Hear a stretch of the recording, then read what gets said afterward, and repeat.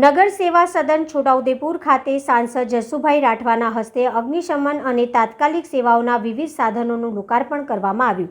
સ્વર્ણિમ જયંતિ મુખ્યમંત્રી શહેરી વિકાસ યોજના 15માં નાણાં પંચની ગ્રાન્ટ અંતર્ગત છોટાઉદેપુર નગરપાલિકાને રાજ્ય સરકાર દ્વારા ₹317.28 લાખના ખર્ચે છોટાઉદેપુર નગરના જુદા જુદા વિસ્તારમાં આરસીસી રોડ, પેવર બ્લોક, વરસાદી ચેનલ, નવી street light, high master tower, નગરના મુખ્ય સર્કલો અને ગાર્ડનના ડેવલપમેન્ટના કુલ 20 કામો તથા રાજ્ય સરકાર દ્વારા અગ્નિશમન અને તાત્કાલિક સેવા વિભાગને છોટાઉદેપુરને ગુજરાત રાજ્ય નિવારણ સેવાઓ ગાંધીનગર દ્વારા ultra high pressure mini fire tanker 1 અને રેસ્ક્યુ બોટ તેમજ વિવિધ સાધનોનું આજરોજ છોટાઉદેપુર નગરપાલિકા ખાતે લોકસભા સાંસદ જસુભાઈ રાઠવા તથા સાંસદ સભ્ય રાજેન્દ્રસિંહ રાઠવાના હસ્તે લોકાર્પણ અને ખાતમુહૂર્ત કરવામાં આવ્યું।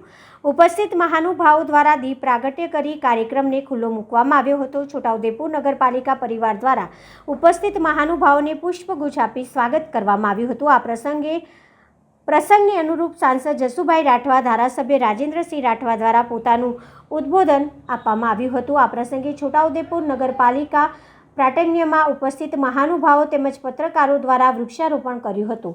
આ સમગ્ર પ્રસંગે સાંસદ જસુભાઈ રાઠવા, ધારાસભ્ય રાજેન્દ્રસિંહ રાઠવા, પૂર્વ રેલ રાજ્યમંત્રી નારાયણભાઈ રાઠવા, જિલ્લા ભાજપ પ્રમુખ ઉપેન્દ્રભાઈ રાઠવા, મહામંત્રી મેહુલભાઈ પટેલ, શહેર ભાજપ પ્રમુખ ભૂપેન્દ્રભાઈ ધોબી, નગરપાલિકાના વહીવટદાર આર ભાભોર, ચીફ ઓફિસર ભાવિનકુમાર બરજોડા, પાલિકાના પૂર્વ પ્રમુખ, પૂર્વ નગરસેવકો, ભારતીય જનતા પાર્ટીના હોદ્દેદાર, કાર્યકરો અને પાલિકા કર્મચારીઓ મોટી સંખ્યામાં ઉપસ્થિત રહ્યા હતા।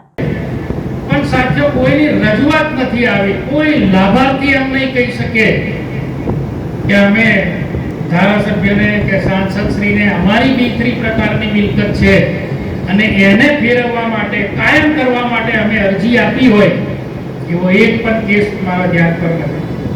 એટલે હું વિનંતી કરું છું કે આવા કોઈ જો બી 3 પ્રકારના કેસો હોય તો એ કેસોને પણ આપણે હાથ પર લઈએ। થઈ જશે એવી કોઈ ગેરંટી નથી, પણ એના માટે આપણે શું કરી શકીએ એટલે એ કરવાની પણ આપણી તૈયારી છે। આપણે આ શહેર માટે રિવરફ્રન્ટ આટલું સરસ મજાનું આપણું આ અલીરાજપુર વાળો બ્રિજ છે અને એ બ્રિજની આગળ અમે અધિકારીઓ શ્રી, માન્ય વહીવટદાર શ્રી અને ચીફ ઓફિસર શ્રીની સાથે અમે મુલાકાત લઈને એ સ્પોટ પણ જોયું છે। રાજ્ય સરકારે એને પ્રાથમિક માન્યતા આપીને એસ્ટિમેટ બનાવવા કીધું છે। એટલે આવનારા દિવસોની અંદર આપણે આ જિલ્લાનું મુખ્ય મથક અને આપણી લોકમાતા છોટાઉદેપુર જિલ્લાની જીવાદોરી સમાન આપણી વરસંગ માતાના કિનારે આપણને સરસ મજાનું આ રિવરફ્રન્ટ મળે અને એ રિવરફ્રન્ટ સવાર સાંજ ચાલવા માટે, બાળકોને રમવા માટે, સાંસ્કૃતિક પ્રોગ્રામો માટે, આવા અનેક આપણા આ જિલ્લાની જે સંસ્કૃતિ છે આદિવાસીની, એ સંસ્કૃતિનું પ્રદર્શન પણ થઈ શકે એના બધા વાતને ધ્યાન પર લઈ અને એ વાત અમે મૂકેલી છે। આપણા બંને અધિકારીશ્રીઓ આની પાછળ અમનો લાગેલા છે। એટલે આ મોટી જે વાત હતી એ વાતને આપણી આગળ મૂકી છે। બીજી લગભગ આપણી ભૂગર્ભ જે ગટર યોજના છે, સેકન્ડ ફેઝ ને લગભગ ફેઝ 2, એના આપણે 26 કરોડ રૂપિયા મંજૂર થયા છે। એટલે આવનારા સમયની અંદર આપણને આ રાજ્ય સરકારે જે આપી છે રકમ, એનું આપણે છોટાઉદેપુરમાં પણ કામ થવાનું। આપણે અનેક પ્રકારની કચેરીઓ બની રહી છે, 212 પલંગની આપણી હોસ્પિટલ બની રહી છે, બાબા આંબેડકર સાહેબનું ભવન બની રહ્યું છે, અહીંયા 5 કે 6 કરોડની જિલ્લા કક્ષાની ઈ લાઇબ્રેરી બનવાની, જેલનું પણ લગભગ એની જમીનમાં થોડો પ્રોબ્લેમ છે એટલે આપણે જેલ પણ બહુ નજીકની જગ્યાએ બનવાની છે।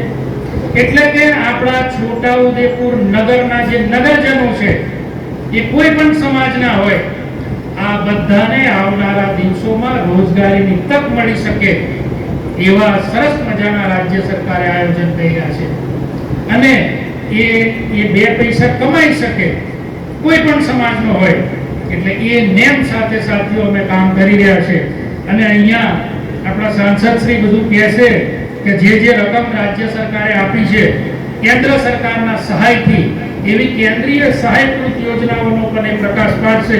એટલે આ તકે વધુ ન કહેતા આપ અમને આ છોટાઉદેપુરની વિકાસ યાત્રાને આપણે સૌ સાથે મળી અને આગળ લઈ જઈએ અને આપણી આ નગરપાલિકા, આપણું આ નગર જે ભાતીગઢ સંસ્કૃતિનું જૂનું પુરાનું રાજા મહારાજાઓની અને રાઠવા સંસ્કૃતિને જે ઉજાગર કરતું આપણું આ નગર ગુજરાતની અંદર નમૂનેદાર બની રહે, આ નગરપાલિકા નમૂનેદાર બની રહે એવી આશાને અભ્યર્થના સાથે આપણા દિલના અંતઃકરણપૂર્વક આભાર માનું છું. ભારત માતા કી જય. વંદે માતરમ.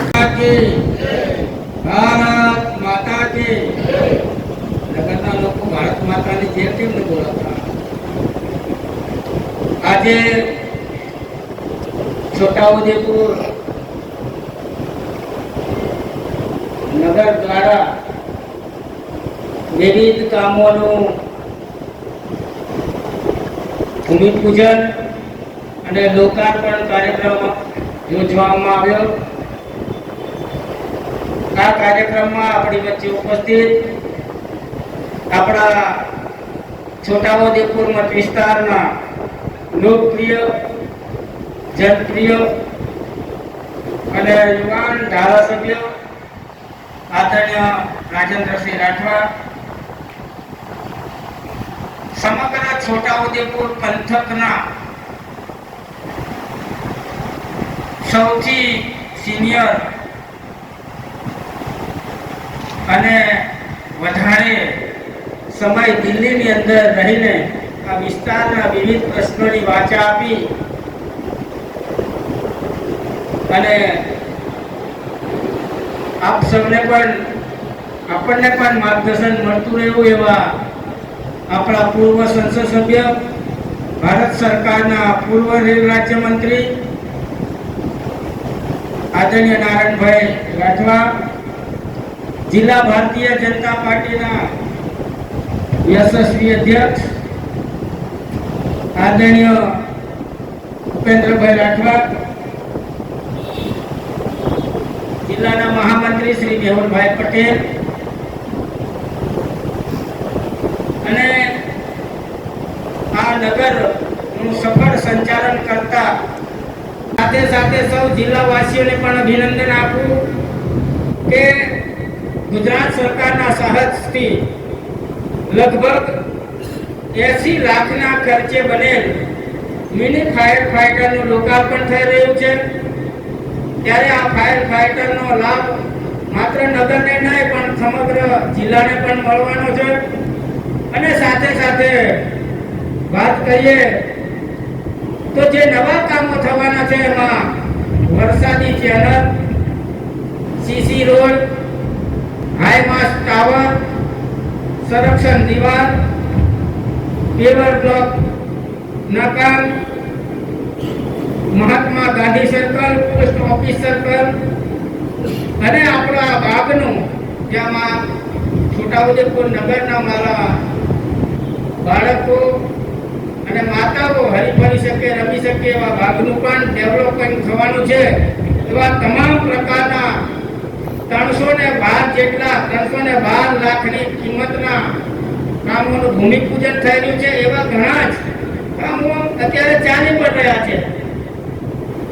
છોટાઉદેપુરની પવિત્ર ધરા ઉપર નગરપાલિકા દ્વારા ગુજરાત સરકાર અને ભારત સરકાર દ્વારા એ ગ્રાન્ટો ફાળવવામાં આવી, એ કામોનું ભૂમિપૂજન કરવામાં આવ્યું અને મિની ફાયર ફાઈટરનું લોકાર્પણ કરવામાં આવ્યું.